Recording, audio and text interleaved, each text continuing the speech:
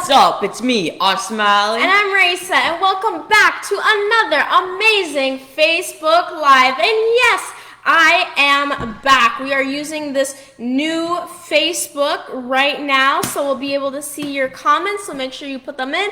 But today we are going to be talking about something interesting, and that is toxic positivity. And you might be saying, what? You have to be toxic to positivity now? Doesn't make any sense. But it will once we jump into it. But before we even do, let's start it off with our quote of the day. And before we actually get into the quote of the day, yes, Race and I are in a new background area. Hello. We do have a new microphone, so if you could please send us a thumbs up or a comment that you can hear us, that would be fantastic, because we are not 100% sure if you can hear us. But yes, I hope you're enjoying this. No more midday type of sunshine lighting. It was good while it lasted, but now we got some better lighting so you can always see us at our best. Alright, so today's quote of the day is actually by Donald Miller. He said, "When you stop expecting people to be perfect, you can like them for who they are." Rachel, what do you think he's trying to say? I really like that quote, and you know why? Because it touches upon something that we are going to be talking about today, but it also touches upon your ideal self and your perfect self. When we think of perfection... And expectation. Yes, thank you, Ali. Expectation. When we think about your perfect, ideal self, we're looking at the person we really want to become, the person without flaws. Everything is perfect. But when we constantly visualize that person and we constantly try to live up to that person and become that person, we tend to forget our present selves. We tend to forget the person we are becoming now. It is good to have that inspiration, but your present self knows the struggles. Your present self knows the imperfections. It knows the failures that you've been through, and your ideal self doesn't know that. It's never been through it, so it doesn't know the lessons that you have learned and the things that you have been through. It doesn't have that kind of experience. So I really love that, because when you really meet people at where they're at, you tend to see their authenticity. And I think when you fully present yourself in that way, you are really living in a great, wholeheartedly way. See, I have a different takeaway from this quote. I think what he's talking about when he's mentioned expectation. I think this is what the quote's saying. When you're meeting somebody, just like looking at them, you have a sense of expectations that you created from your past experiences, right? And now these expectations or standards or beliefs that you might have, they are in place to protect you, not necessarily harm you or stopping you from this connection. But sometimes, just because someone's skin color, the way they look, that might make you make a too quick of a judgment and not really to get that know that person. So when you for a split second just say body, brain, let me just get to know this person for a second. When you just drop that bit and really get to know a person one-on-one without having any expectations of, oh yeah, they dress so fancy, they gotta be rich, let me get to know them. Or they're dressing with this ripped up clothes and messy hair, they're probably broke, I don't want to talk to them, they're probably living on the street. When you just drop that for a second and really get to know somebody, you will see the magic that can create between that in that relationship there. Yes, I really like that. And we also have an announcement for you. I'm sure you've seen it on the AppSo page. Yes, we have a big announcement, making sure that you drop some hearts and some love on this live stream, because we are here for it. So the big announcement is AppSo is rebranding. Woo! We've been hearing some of your requests that our brand has been giving off a little bit of confusion, and we are here for you. This time you are going to get to know me and Ali, and we're going to help you find some solutions to your problems, because that is what we promote. That is why we are here. We love our community of AppSo followers, and we just want to make it a really good place for you to thrive in, and that is something that we've been working on, and we're going to be continuing to doing that. So stay tuned for more updates on what is happening, because it is going to be amazing. But let's finally roll into the Facebook Live. Sorry, Race. So you actually forgot to mention a very important announcement bit. I just erased to say we are going through a rebranding, so we'll be posting a lot of questionnaires out there. So we'll be posting some questionnaires to really get to know you guys and what problems you're facing, so we can best serve you, which is actually a theme for today. So when you see these questions pop up, whether it's on our personal page or it gets shared to APSO, we'd much appreciate it if you'd comment what problems or that whatever that question's asking you, because that information will really allow us to serve you in the best possible way. So, Raisa, take it away now. Yes, okay, so we're going to take it away with toxic positivity. You might be asking, how can positivity be toxic? But according to Refinery 29, it refers to the concept that you are focusing on the so-called positive emotions and reject anything that may be remotely negative that includes those negative emotions, and then you create this ideology that this is the right way to live by constantly being overly positive. But there are some downsides to this. There are some signs. We won't say symptoms, but there are some signs to this. And because we want to bring it up is why... Sorry, I kind of messed up on that sentence there. But Ali, why don't you take it away with our signs? Actually, before I get right into that, just to recap with it, what Raisa said there. Well, basically what she said is toxic positivity is when you're too positive in every situation. Whether that's good or bad, you're just positive. It could be the worst possible thing, and you're still extremely positive. That's what toxic positivity is. And that actually happens to be one we're going to be talking about the symptoms or the signs, which is a better word. And we have 6 signs for you from the psychologygroup.com. And they said the first sign of someone who might be suffering from toxic positivity, maybe even yourself, is you start to disengage with your emotions. Yeah, or you just start to push away. Yeah, you put a mask on and you stop hiding. That's the word I was looking for. You start to hide your real feelings and emotions. And you might be sad one day, and instead of confronting that sadness and understanding why you're sad, and actually just letting your body be sad for a second, because that's its natural way of relieving stress in certain points. Not self-pity though, that's another topic. If you allow your body to do that, you'll be amazing. It's been scientifically proven that when you can experience other emotions rather than just positivity, it can be better for you rather than just being excessively positive. Okay, so sorry, we're gonna work on this commenter situation. I'm not sure follow, but it doesn't have a set sign, so I really like how you said that, Ali, but it's also not about tapping into those sad emotions. It's also tapping into the shame and the guilt that you feel from being overly sign number 2. Awesome, from being overly positive, because there's definitely, you can always tap into your emotions, but being overly positive is looking at a situation and minimizing the problem, because when you minimize the problem and you oversimplify it, you really are taking away from what could be and what could happen in a different way, because this does have these long-term effects. And sometimes we live in a society where we don't even realize we do it. You hear the positive vibes only. You hear the be happy. You hear the it's all going to work out in the end. And while we think it's good and we're trying to be encouraged, it's actually oversimplifying the problem there. So Ali, I'm going to let you continue with your second point. No, that's amazing. So the second point was actually what Raisa said. It's actually that you start to feel guilty for how you're feeling. So you said that out really well. So I'm going to move on to the next one, which is just get on with it, right? You start to dismiss your emotions, right? So like we were talking about earlier, you start to hide them. So you might be sad, you're hiding it, just put on a smile, right? But now this is where it starts to get to the point where you start to dismiss them. Sadness is not an option, get out of here, right? You're just positive vibes only. And that might be good in certain situations, but it's okay to accept other emotions too. The fourth emotion is you start to minimize other people's experiences. Now, what I mean by this is, for example, this is not true, by the way. Let's say Raisa failed a class, right? She failed the class, okay?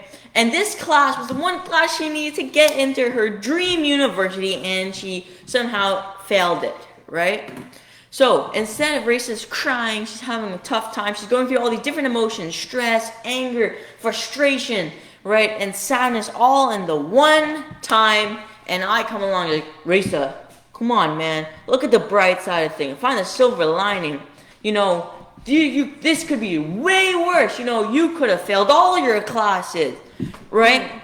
Instead of showing a sense of empathy and really listening to what she's hearing and then maybe saying something to saying something as maybe a solution, right?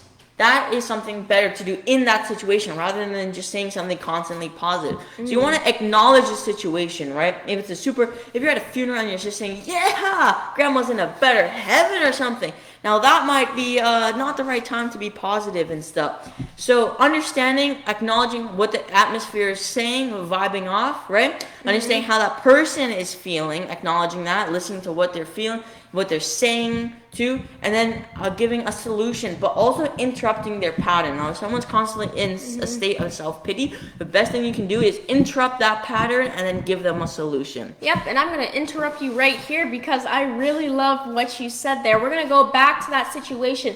Sometimes, even when you are in that situation with somebody, it's sometimes better to not say anything at all. But what he's saying, those lines are actually lines of, toxic positivity. And some of them may surprise you. So I'm going to, Ali, you've heard of don't worry, be happy, right? Mm-hmm. You've heard of failure is not an option.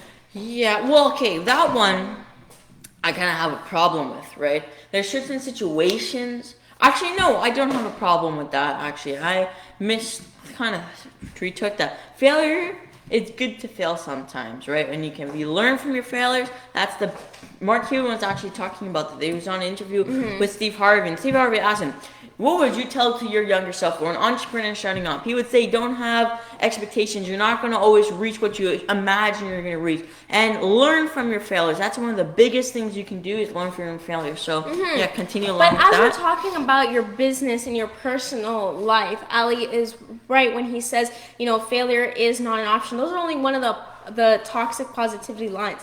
And when you have this kind of toxic positivity in your personal life and in your business, it really hides what you want and what you desire, because sometimes those failures, those fears, that guilt, that shame, that sadness shows you that, I really want to change. I really want to do better. And when you have it like, oh, it's going to work out in the end, be happy, be happy, be happy, all you're doing is perpetually spreading that kind of emotion and putting it, making more judgments about yourself. But it also stops you from actually failing, because the secret to life is that you are going to fail, but you need to know how to get back up from it. You need to know how to get your steps back and how to keep walking and how to keep running towards your success. Because when you have failure in your life, well, if you're so overly positive, you're not going to learn the lessons. It goes back to what we were saying about your ideal self. What you're doing is you're disgracing your present day self because you're not allowing yourself to feel that failure or actually learn. You're living up to an expectation that, might not be possible at the time. And this also ruins your business, because if it doesn't work the first time, are you just going to quit? Are you going to say, hey, well, I might go to another venture? Or are you going to try again? It stops you from uncovering your passions and, what you really want to do. I like what you kind of said there about that quitting bit of like, you might have failed, right? But there's a point where it's like, okay, I failed, let me continue. Rather, it's like, most people fail because they quit too soon, right? But then the question becomes, when is too late to quit, right? At certain points, right? When is it that point when you finally succeed? There's certain points, there's certain signs where they'll be like, oh, right, this is not where it's at right now. Find another passion. And it's okay to be jumping between things, because you won't always know this is it until that one, there'll be something that'll really click and you'll know this is like what I'm supposed to be doing. And we don't want to leave you with problems and another thing about, now I gotta, you want to go ahead? Yeah, I have one more actually. The one last symptoms is that with toxic positivity, it just comes with it is what it is, right? And I want to just say this one because hello, Latifa. I want to just mention this one because one of our mentors, James, he says, it is what it is and now. And I love this one because it's not just saying, it's just not putting on a mask and saying, yeah, it is what it is. And then like continuing on with the day-to-day life. It's saying, it is what it is. And now, what am I going to do about it now? Okay. Am I going to allow myself to live in this state here, or am I going to change, acknowledge what happened, and then move on? And I really like that. So we're going to move on to what are some solutions, and some of them can be just practical. So as you can be, you're probably wondering like, oh my God, I got to watch what I say again. But no, you don't. It's okay. It's just a matter of fact of raising your awareness. That's all we're trying to do here, is really help you out in that sense. But way to accomplish, being practical is having those logical reasons, having those rational reasons. Ali brought up a really great way where you are perpetually interrupting your bad habits. You are interrupting patterns that, keep going with this positivity. I love your smile. It's so cute. And when you have that logical reasoning, you interrupt it because you're actually looking back and you're becoming more aware. You acknowledge what is happening. Another thing is to have less judgment of yourself. So our coach James told us to have less judgment, or told me to have less judgment of myself, and just be free.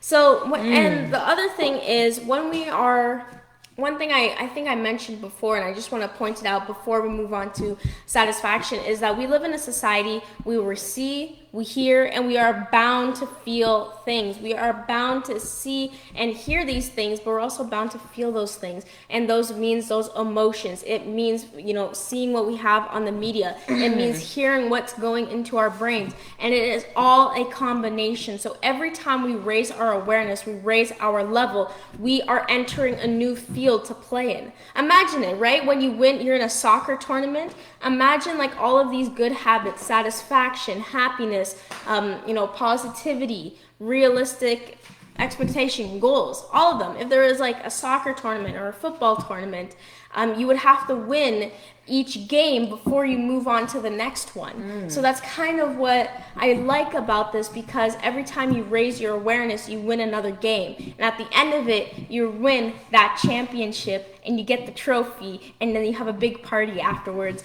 But we are going to move into what is satisfaction and why you probably aren't satisfied. So Ali, please take it away. And hello to all of our viewers. Yes, Hi. hello. Also, make sure to like, comment, and share on this live here. Make sure to be sharing it to your friends, your family, anybody, even to your group. So anybody who you think this video might help, make sure to send it out, because this is where Ace and I are here for. Yeah, comment if you think you are too positively toxic. Yeah, comment some of your questions here. This is a very interactive live, and we love your engagement too. So, Raisa, why are you not satisfied? I don't know. Oh, Robert's on. Hi, Hello, Robert. Hello. Just like this. Okay, I don't know, Ali. Why am I not satisfied? Well, that's a great question. That's what we're here to answer today. Many people, including myself, have a loss. They don't feel satisfied, right? They don't feel happy. They don't feel happy with what they have. And I want to mention something. Happiness, right? There'll be something that will pop in, whether it's a raise that you get, that could fuel your happiness for the next 6 months, or even a year, because you love it.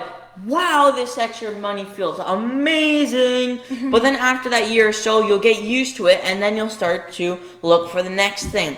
This is normal, okay? This is a natural human behavior, okay? This was allowed us to continue to grow and innovate. This was allows us to be the species that we are today, right? If we were just always satisfied with what we had right now, I doubt that we would be where we are today. Satisfaction is a part of our evolution, and it's okay, but the point is not to live in a state of loss or in a state of scarcity, which is what we're going to be talking about. Yeah, no, Ali, I really like how you said that, because when you look at satisfaction, you brought up a really good point about scarcity. Sometimes it's okay. Your satisfaction might be always being ambitious. That's how our society is, always being innovative, always going for the next thing. Right, but satisfaction at the end of the day, in my opinion, how you say scarcity, it's also about gratitude, right? When you feel fulfilled. And many religions, they would say that when you have something like a plate of food in front of you, you must be satisfied for what you have right now. And we don't tend to think of satisfaction as gratitude and being grateful and being fulfilled in that moment, when in my opinion, I think it is. Because when you look at it, when you look at what's happening in your business or in your personal life, right? You want to be grateful for your family, you want to be grateful for the roof over your head, but you want to be grateful for the innovations you are making when you're passionate, you're interested about something. And at the end of the day, if you are loving it, if you are really like saying like, you know what, this is something I'm meant to do, this is something that I feel good in the moment of, you are feeling satisfaction. And at the end of the day, when you feel gratitude, when you feel fulfilled, when you have that satisfaction, the question here is, are you being happy? Are you reaching your potential to happiness? And BB Hussein, Woo! It's 100 that was degrees great. hot in Atlanta. Wow, wow. It's steaming out there. So thank you. Hello to our Hi. American friends. Hello to our family out in Atlanta. Hello to everybody who's watching globally. This is amazing. Continue to share, like, and comment. So continuing on with what you said, I loved what you said there about Oh, thank you. no problem there. So to continue with around the sense of scarce about gratitude, right? You're talking about Right. I actually want to touch back on that with when it comes to come to expressing gratitude, right?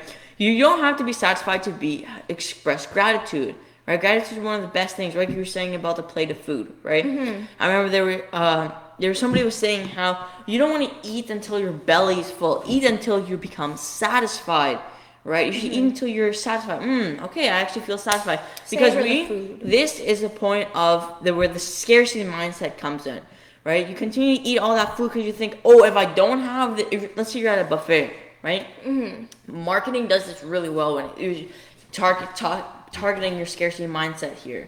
Right, so if you're at a buffet, woo-hoo-hoo, wow, we got some chicken, we got some beef, well, we got this nice like fried rice and stuff, and we got some cupcakes and stuff, and you're walking along, you're picking it up, and you eat your first plate. Then you continue to walk around, you see some new food, and you grab it. It's all you could eat, oh, might as well. But then you start to see it start to dwindle down a bit, right? Oh my god, I gotta get this quick before I lose out on it, or I won't get to taste it. Right? This is where kind of a scarcity mindset comes in. And there's two. The scarcity mindset is I win at someone else's loss, right? And this is your old mentality from when we were really evolving, right? Fighting over food because we didn't know how to grow crops, fighting over land because we didn't know how to use it or we needed it, and we finally figured out I need land to plant some crops to grow. But now there's another one, and it's called abundance. And this is where you can start to feel a little more satisfied or content with your life now. So this is where everybody wins, everyone's successful, and there's room for everybody to grow. One also thing is once you start to feel comfortable in a certain space, get out of there, because the best place of growth is when you start to feel uncomfortable.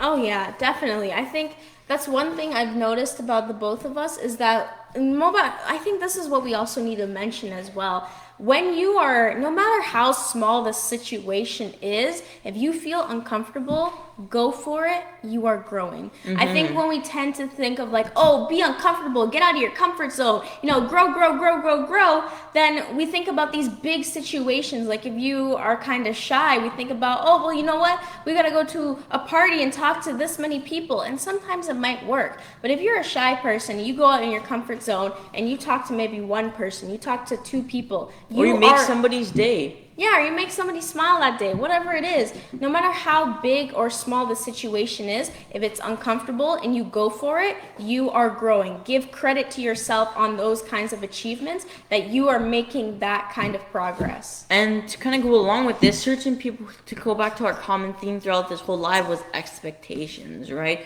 When we're growing in certain things and you're trying to feel satisfied, one of the biggest reasons that you will not feel satisfied, including myself or even my sister here, is we have certain expectations people have placed on us, and we've placed on ourselves. Now, there was an experiment that happened in the 1980s in the U.S., and it was when a new card puncher system was being invented to get more cards punched quicker, right? And the inventor of it said, all right, I think this system will allow 550 people to punch. That one special person who's been working really hard on the old system, they can bring it over and they can punch 550 a day. Right? So group A did that, 550 cards punched a day, while another group that didn't have any expectations placed on them were doing 700. Wow. It's like, all right, 550 is the goal. I hit it. I'm done. I'm done for the day. I've done what you've asked me to do. And then he did another group. Group B, do as many as you can. And the average there was 2,100 a day. A day. A day. A day. That Yeah. is more. That's like they're probably doing almost one. Okay, that's more than one card punched a minute, which is like depending on the system, that may be fast or slow, right? But 2,100 a day, that is amazing because they haven't set an expectation. They're just told do as many as you possibly could, so they had the room to grow. All right, first goal is 100. Wow, I did that pretty easy. Let's do 500. Boom, boom, boom, boom, boom. They're getting closer. They get a sense of confidence and a certain certainty, which creates a belief that they can continue to do more. Rachel, did you have something to say on that? No, I think we're good. Let's keep moving on. We are running out of time, so Well, hurry. got I'll it. hurry this up. So someone else's expectations are your limitations. Whoa, I'm sorry. Whoa. Just say that again. Someone else's expectations are your limitations. Once you accept those expectations of someone else that's been placed on you, you start to limit yourself. You've hit that ceiling at a certain point. You know there's a ceiling that you will not be able to break through once you accept that expectation. And I think we'll wrap it up at that part today. Actually, well, do one more part here, just to figure out how they can start to feel more satisfied, right? Oh, okay, That's the okay, whole great. point of it. Right, this is the same reason why North America, Risa, right? North America, we have one of the highest standard quality, standard of living, right? We're at the top of the food chain when it comes to that. But yet we have the worst quality of life. We're always having an expectation of how we're supposed to live, what we're supposed to buy, what we're supposed to have, right? Not and the we, worst quality of life. well, maybe Sorry. not the worst quality of life, but we have Yeah. a lower one than most people. It's how Society-wise. society. So why is it that someone who can live in Canada right now, who's making $100,000, could be so unsatisfied, so upset, have the worst relationship, while somebody, whether in the poorest part of the country or in the world, or that's in the world, right? Or in the country itself. Or in the country itself, yeah, whatever, right? We're in the world, okay, or the country, right? They could have a better quality of life than them. They could be happiest with living on the street or having a few dollars in the hand, while this person's making $500,000 a year and they're just so unsatisfied, right? Yeah, but how can we help you with that satisfaction? How can we you? help you? Yeah, your past and experiences, the things that you've gone through in your life, that is what's going to make you satisfied. When you start to serve other people, when you can make another person smile, trust me, you will be so satisfied. The other day, I went to go to the grocery store, right, to pick up some stuff. And I forgot to have a mask, right? And if you're not familiar, you have to wear a mask in enclosed spaces. I forgot to have a mask. And instead of me biking all the way back home, one simple gesture that person did was just, man, was like, all right, man, you know what? Here, I got, like the employee, right? It's like, all right, I understand you got to go back home. I'm just going to give this to you, right? That one act of kindness that he did, right? He pushed aside his past mentality of, okay, I could get in trouble here. And he just did one kind act, and that made my day for me. And I went back and I told him and expressed how this helped me there. So doing small acts of kindness can also give you a sense of satisfaction. Then is when you start to find your purpose and your passion. That when you're doing something that you love, finding new hobbies. Instead of always doing something, figure out who you're going to become. In a situation when there's an argument, don't think about, oh, what can I do? What person do I want to become in this situation to make it better than it was before? So your job is to serve. When you can serve other people, whether that's your racer, whether that's your closest 20 friends, or whether that's global like APSO, your job is to serve and make a difference. That's what's really going to give you a sense of satisfaction. This was presented by APSO. Awesome people. Shaping our world. Remember, you are awesome. And you can make the world a better place. Bye. Bye.